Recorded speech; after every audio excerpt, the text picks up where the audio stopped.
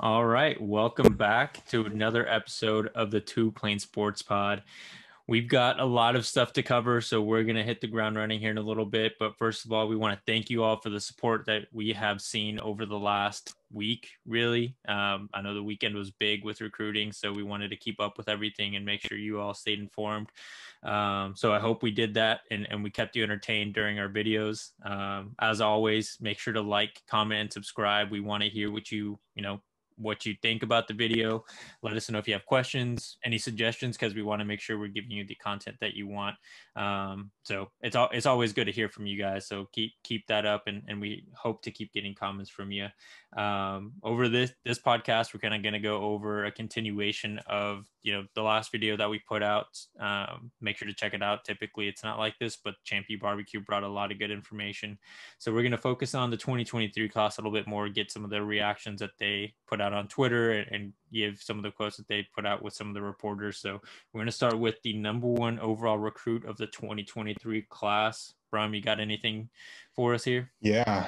Yeah. So it's his name's LeBess Overton. I'm sure if anyone that's watching follows recruiting closely, probably have heard of him at this point. Number one overall player in the 2023 class. He's about a 6'5", 265-pound defensive lineman out of Alpharetta, Georgia, and which to be, going into his junior year and being 6'5", 265 pounds as a defensive lineman is insane. And rightfully so is the number one overall player, because most 16, 17-year-old kids aren't built like that. His dad, so he's got a connection with OU. His dad played for the Sooners from 1991 and 94. He was a defensive lineman as well. So it's in his blood. It's just what it's in his family deal. And then, he obviously made it for the ChampU Barbecue with his family. It's probably pretty fun to go back. I believe his parents met on campus and they dated and met each other there. And so it was kind of like a little family reunion for them. And so with him, with his reviews and what he thought, he came away very impressed, exceeded his expectations, had a great weekend, and really enjoyed talking with Calvin Thibodeau and Lincoln Riley, which it seems like Lincoln is really involved with all the top players, regardless if they're offense or defense. Now with Grinch, of course, he was involved too, but it seems like Coach Thibs and Lincoln are the main contact, and you've got Grinch probably recruiting more defensive backs because that's more of his specialty. And then he seems to really think there's a ton of potential in the OU defense. Obviously, we've seen the steps and the leaps and bounds of growth the Sooners defense has gone on over the last couple of years, and I think they're going to take another giant step this year. And I really think when he's talking about potential, is he's starting to think that he could possibly fit in this role, but he wants to make sure it's not all hype and that the Sooners are really going to be at that elite level of where he's at. I don't think he's dead set on just going to OU because his dad went to OU. I mean, he lives in SEC country. He's in Georgia. You got Alabama and Georgia and Auburn and Ohio State beating down his door saying, hey, come play for us. And we've consistently put players in the NFL at the defensive end position. But his parents came away very impressed with the facilities just because, all the upgrades and, they haven't been on campus in a long time. And I really think they didn't, not that their expectations were low. I just think this is something that, his dad, his parents have been there for a while. They lived there for a while. They just had that mindset and they're made up. And I really think Lincoln and all of them have been making some good changes. Do you have anything to add? What are you thinking about him? I mean, I guess before I stop, the fact that even if he doesn't commit, the fact that we have the number one defensive player, the number one overall player, just to visit. I know his dad played for OU, but still, that's got to speak some volumes. So, Yeah, I think that speaks a lot to the growth, the development of the Oklahoma defense since Grinch's arrival to campus. So that's always promising. Like you said, he sees potential. He kind of sees himself being a big part of Oklahoma's defense if he does decide to be in Norman, and hopefully he does follow his dad's footsteps. But I think very much like you mentioned, like there's still a lot of competition. This is the 2023 class we're talking about. He's going to junior year. We've got a lot of time for him to think everything over. Hopefully we just maintain that contact between Link and Coach Thibs to make sure that he has that continued confidence in being a Sooner by the time he comes to commitment time his senior year. It will be interesting to see though how his home state recruits him. Georgia, Kirby Smart has been on a tear over the last like 8 months, getting a lot of those top transfers and a lot of top kids out of the 2022 class. I know ended up going over to Georgia, so that is going to be interesting to see. Is LeBase Overton even going to be a big target for him, or is it going to be like this kid's already in Oklahoma? Like, there's no point in putting our resources into someone we might not have a huge chance of. So, that is another factor, but it seems like he feels at home. Obviously that is his parents' home. Like you said, they met in college. They went there for their education all those years ago. So hopefully the guy gets to experience the same thing as his parents and ultimately get to the pros going through Oklahoma. Definitely. I mean, it's exciting. If you would have asked me 3 or 4 years ago, even as an OU legacy, if we would have gotten someone like him on campus, I wouldn't have believed you. I mean, I really don't think it would have happened. So it speaks volumes. Also, I'm sure he knows that Grinch has a chance of potentially moving on to a head coaching job. So that might sway his decision. And maybe not. Maybe he's going to be another Brent Venables, but we'll see. And at least for this year, he's a Sooners, defensive coordinator. So it's very promising. But that's all I've got on him. The next big guy, Jose's got some information on is Brandon Innes. Yeah. If you'd like to talk about him. So Brandon Innes is another big guy out of the 2023 class. He's currently ranked the number 1 wide receiver in his class. Obviously, it's going to be big for us to continue dominating in the wide receiver recruiting. We've got guys like Mackay, and we already have Caleb Williams. So I know out of this last weekend, he was in Norman for the ChampU barbecue. He was super impressed with it. Looked like he had a good time meeting all of our alumni, getting to take pictures with the cars, like we mentioned in the last video, is something that it seems like all those kids really enjoyed, because I'm sure it was super cool. And probably the first time those guys got to see Lambos and Ferraris and whatever else was on the field. They had a great time. But it looks like he is doing his little tour right now. He was just at Ohio State. He said he ran 4.53 in their speed tests. But I mean, obviously he's super confident and thinking he can get down to a 4.4 in the 4.4 range, because he has been flying a lot and doing a lot of traveling. So it is fair to say that his body is probably a little tired. So we'll see what he turns into over the next couple of years. But he's already crystal balled to Oklahoma. We've made a good impression on him. And I think the big thing with him is, again, making sure that not only our coaches, but guys like Malachi have constant contact with guys like that, because not only would the coaches speak a long way to going to Oklahoma, but if he has a good relationship with the quarterback that's going to be throwing him the ball, it's definitely going to be a big advantage for us to keep him crystal ball to us and ultimately have him commit once his senior year comes around. What do you think he's going to turn out to be? Yeah, I think it's going to be one of those things. He's obviously the number 2 receiver. No, was it number 1? He's number 1. Sorry. He's number 1 in the 2023 class as of now. And granted, it's still a long ways away and rankings can change. But either way, he can ball.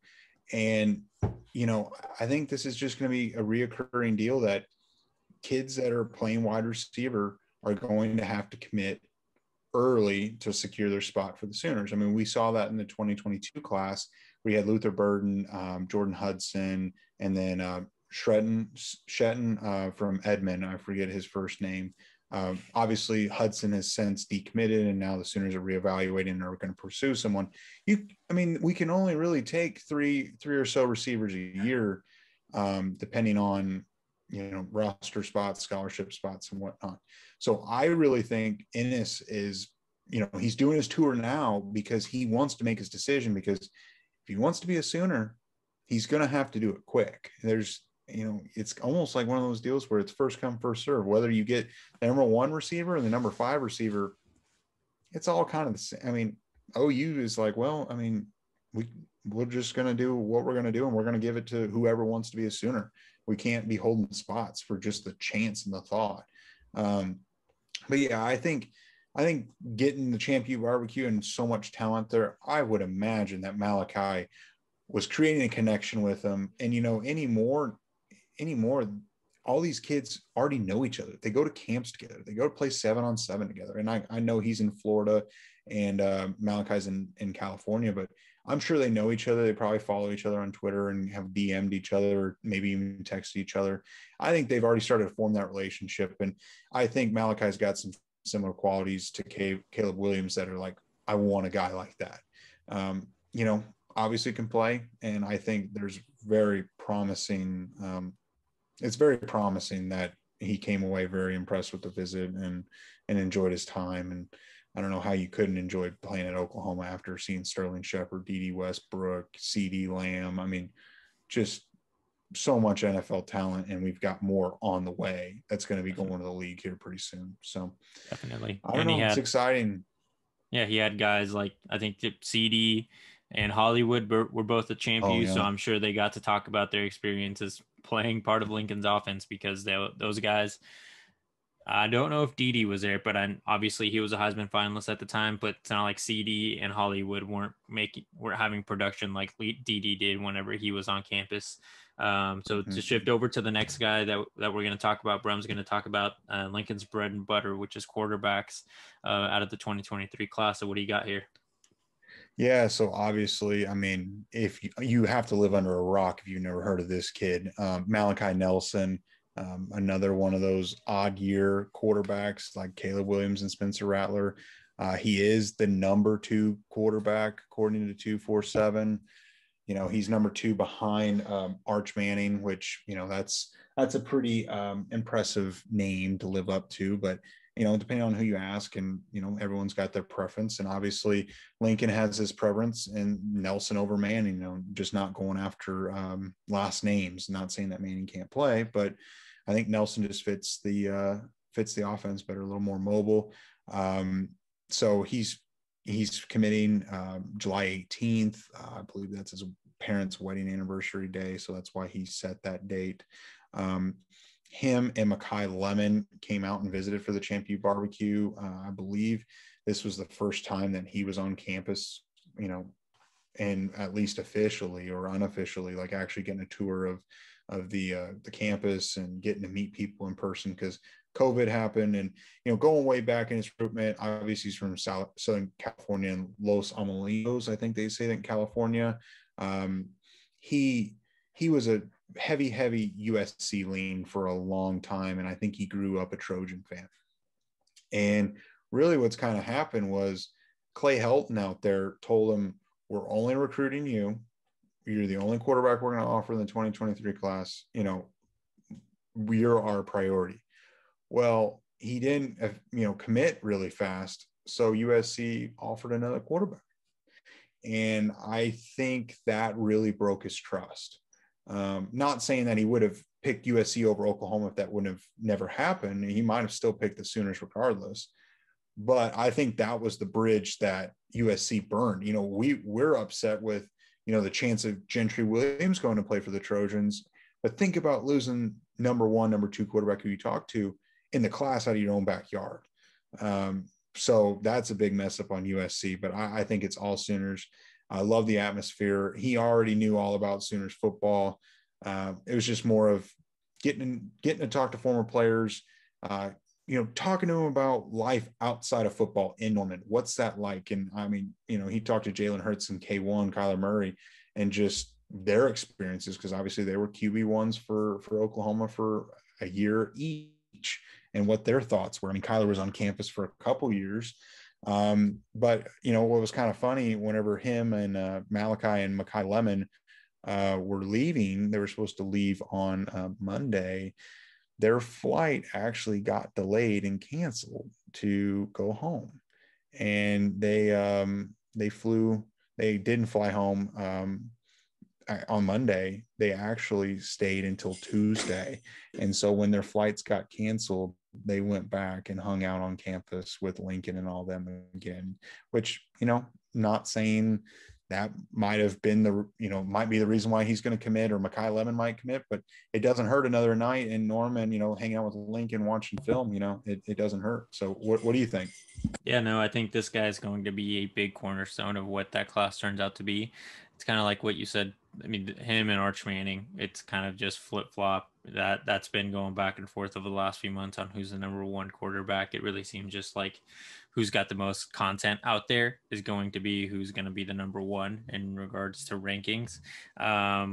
He's got, I think, like we said earlier with Brandon Innes, he's going to have a lot of influence on what we're going to bring in 2023. And if he's bought into OU, then we're going to have a very successful 2023 recruiting class. Just while you were talking, I was actually thinking, he was a heavy lean towards SC for a while, and I'm sure that the bridge was burned whenever they offered another quarterback. But as I'm sure Lincoln was keeping an eye on that guy's situation, because we've been traveling to California a lot over the last few seasons. We played UCLA. We were in the Rose Bowl right before. I'm sure that, Lincoln was probably sending DMs, maybe even, I don't know, like what the rules or the possibility of it happening, but maybe talking to him while we were in California, setting up meetings, or like, I don't know, figuring out if he can get to the game so he can hang out with the team, like things like that. I'm sure that kind of stuff probably helped mom and dad, or whatever, his parents, help him kind of make that decision. Like Oklahoma might not be that bad of a place to end up. So we are definitely going to be lucky if we get him, because it seems like Lincoln is going after odd year quarterbacks, in regard odd year meaning the year they graduate high school, because we don't want to go back to back with top talent quarterbacks, or they're never going to get to play.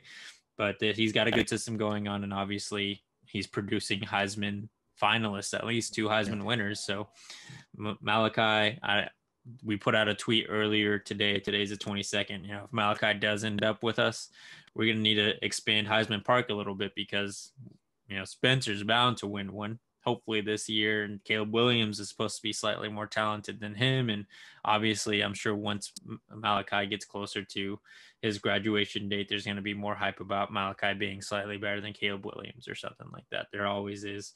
But I think the biggest thing that'll come out of Malachi's commitment, wherever he does end up, hopefully a Sooner, is there seems to be a growing belief that Makai Lemon, his teammate, is going to potentially commit to wherever he goes.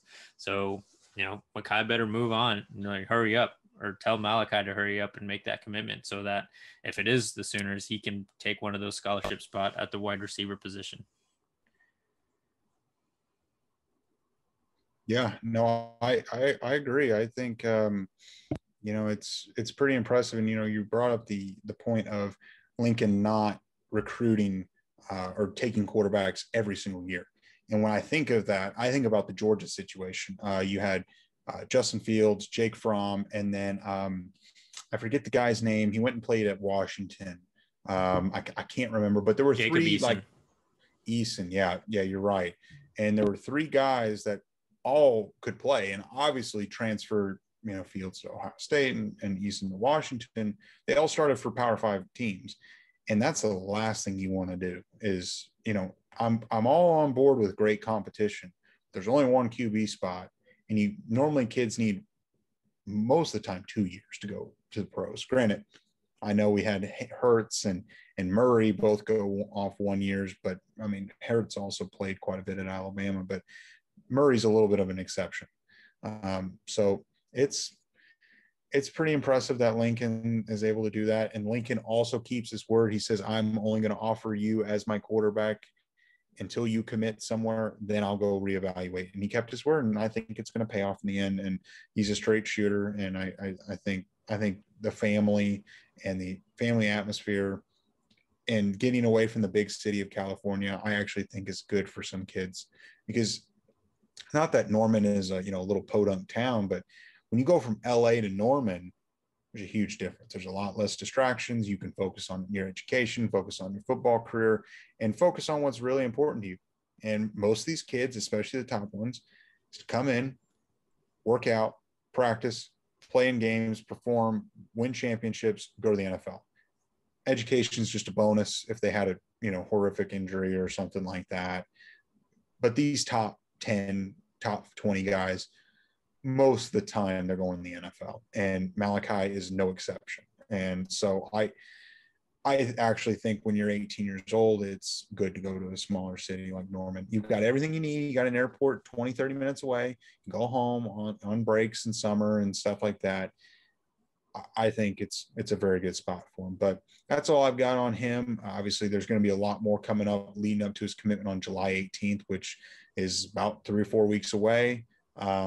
So we'll be definitely keeping you guys in the loop on that if anything changes. But I would like to think that the Sooners are very much the landing spot for him. So moving on, Jose has got another offensive weapon, believe it or not, Jalen Hale. So what do you have on him?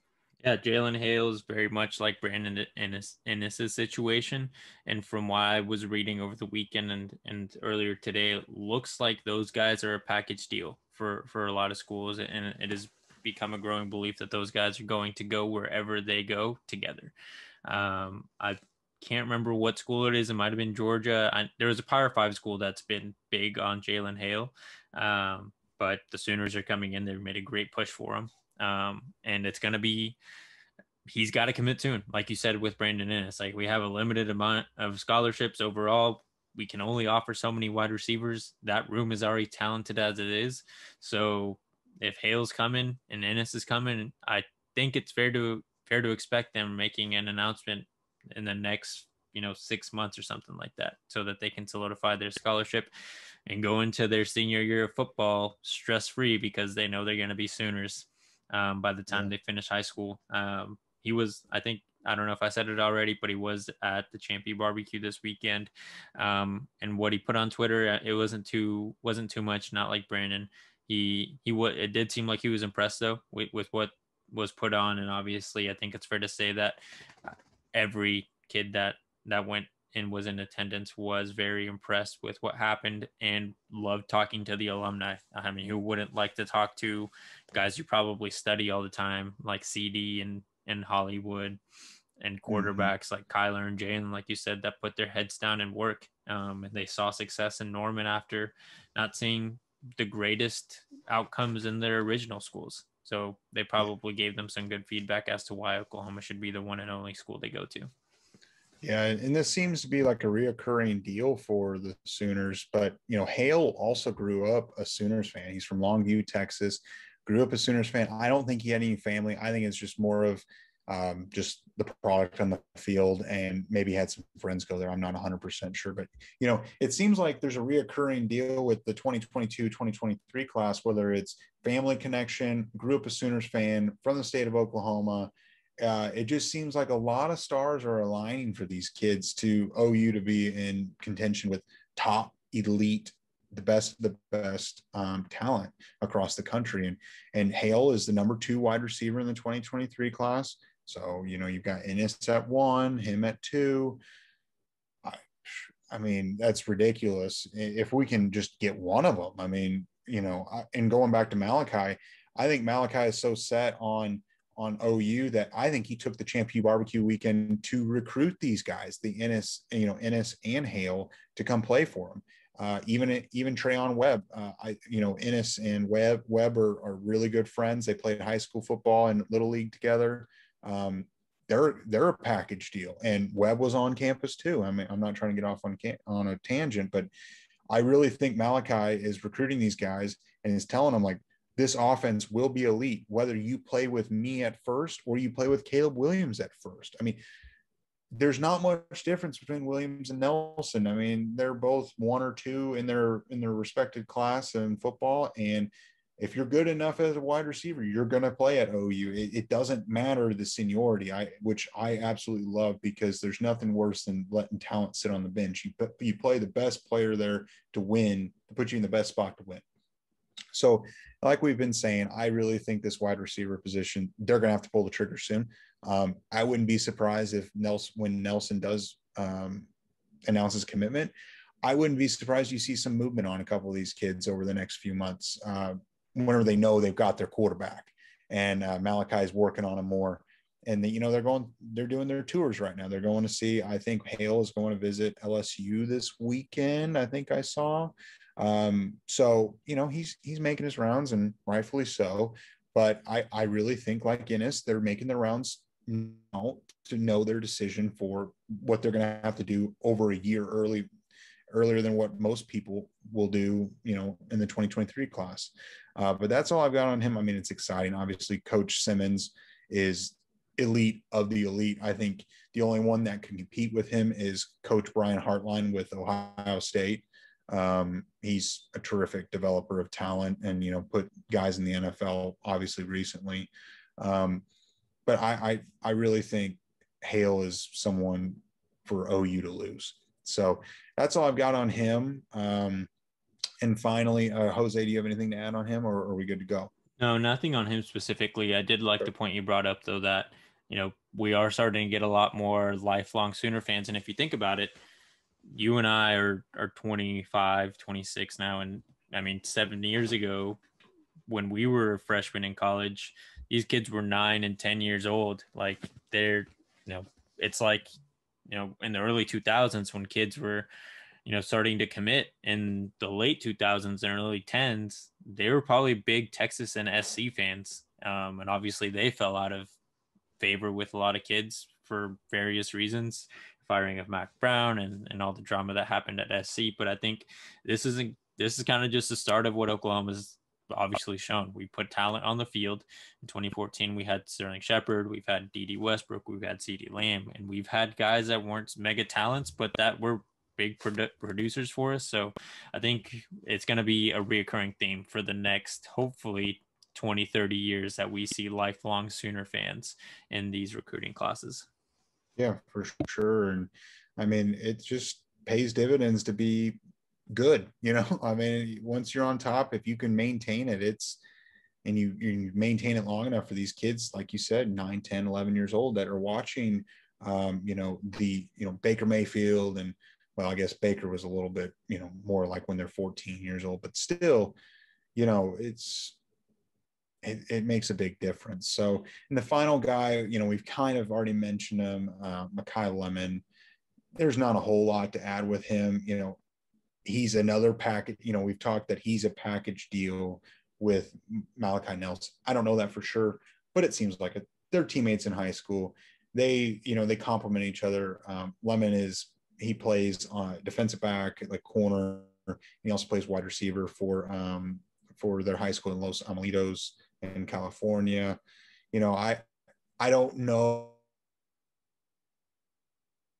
what the just label. It might be like a Billy Bowman where they let him, compete for one side of the ball, but his path to play might be on the other side of the ball. And which Bowman, they gave him the opportunity to compete on the offense, and it seems like his path is defensive back. And I think he's the better defender anyway than, being on offense. But if you give the kids the option, I think they will respect you and appreciate it, and will definitely, take that avenue rather than having a coach like, no, you have no say. You're playing defensive back for me if you want to be, on my team. And I think that would turn me off personally. But if you give me the option to compete on both sides and wherever it is, great. But it was more of his review. His recap is basically 10 out of 10, exceeded expectations. Seems to be a reoccurring deal with most recruits that have gone there. They were very impressed. Family vibe. Enjoyed, talking more outside of the football. And they watched film together, him and Malachi Nelson with Lincoln, and what they can do with him. I think he's going to have to commit whenever Malachi commits or shortly thereafter, and they're going to be a dynamic duo, or maybe he'll be on the defensive side. But if he is playing offense, could you imagine a wide receiver room of Ennis, Hale, and Lemon to go with Malachi Nelson as a quarterback. And then you've got these running backs that are sitting there that are from the 2022 class of Raleek Brown, Gavin Sawchuk, maybe Javante Barnes. I don't know who they're going to pick up in 2023. It could be a Reuben Owens. I don't know, but it's just, there's just so much talent and so few spots. And you're getting to the point where OU's getting so much talent on campus. It's pretty exciting to see. What do you have to say about Mekhi Lemon? Oh, I think we've kind of covered it all with this young guy. He's got a big decision to make. If reports are true that he might be a package deal with Malachi, then he's gonna have to kind of make that decision soon without putting out a top 10 or top 5 list that most recruits do. He's just gonna have to say, this is where I'm going. Unless unless those reports are wrong, where he's not going to follow Malachi, then he's going to have a longer recruiting cycle and explore his options. But this is going to be an interesting thing. And like you said, if he does end up playing on the offensive side, and we have Ennis, Hale, and Lemon following Malachi, we're also going to have Caleb Williams probably at his peak at OU. We're going to have Mario Williams at his peak at OU more than likely by that time. And I mean, I can't think of more receivers off the top of my head, but I can guarantee you, Luther Burden might be something. Burden. I mean, exactly. It's just, so we're going to have a crazy. ton of talent on the offensive side. As long as Lincoln's there, I think we're going to be fine on offense. Then that's why these guys got to make their decisions so quickly, because Lincoln, he can't wait. Because if they don't have a decision, what's to stop them from going after a guy like Arch Manning? If Malachi didn't tell him like this, if I'm assuming Malachi had a conversation with Lincoln this weekend saying, I'm very much leaning towards coming here, or this is where I'm coming. I'm just not making my decision, and I'm not going to make my announcement until my parents' anniversary. Because if Lincoln felt like there was some sort of doubt with Malachi, then I can guarantee you we'd probably start seeing reports Lincoln Riley going after heir apparent Arch Manning. You know what I mean? Yeah. Oh yeah. No, I agree. And it's exciting. And, talking about, we only highlighted 5 guys. We did highlight 3 or 4 in the previous video from Wednesday's video. Be sure to check that out. We covered Gentry Williams. Granted, he wasn't at the ChampU barbecue. Luke Haas, Caden Helms, and I think that was it. I can't remember, but anyway, there's some more notes and some more discussion on some other recruits. We haven't covered everyone. There's so many on campus. I think there was 40 to 50 there. There's definitely some commitments coming up, and we'll be sure to keep you in the loop. Jose, I mean, what else do you have to say? Anything more about that? No, I think the last thing I want to say about the recruits is that I've been seeing a lot of things about this kid, LaTerrence Welch. I'm sorry if I butchered that name, but he's currently an LSU commit.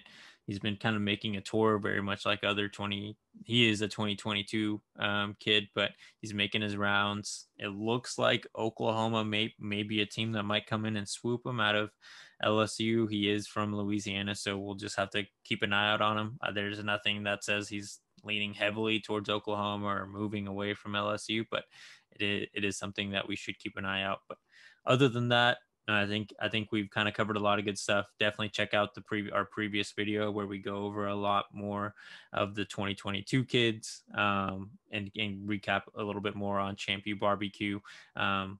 Like I said before, make sure to like, comment, subscribe. We really appreciate all of the feedback and all of the appreciation we've seen and the gaining of following that you guys have shown for us. So we can't thank you enough. We really hope that it keeps going and that the content that we're putting out there is something that's keeping you entertained and informed, because at the end of the day, we do love sports and we hope that you guys do as well. And we're doing our jobs and getting you the information that you want to hear. So, no, that sounds good to me. And we'll keep you in the loop. Anything that we don't cover, we'll sure be hitting that up on Twitter and Instagram, new Instagram, 2 Plain Sports. And other than that, just keep following. We'll keep putting out more content, and we really appreciate it, like Jose said. So catch you guys Friday. we're putting out another one this week, Friday. If you've made it this far, congratulations. I don't know how you made it this far, 30 minutes to listen to us ramble on, but keep your eye out on Friday. If you hadn't seen Wednesday's video, go check that out. More info, Gavin Sawchuk, and Friday's going to just be more college football and more OU related stuff. So definitely. Thanks, guys. See you Friday.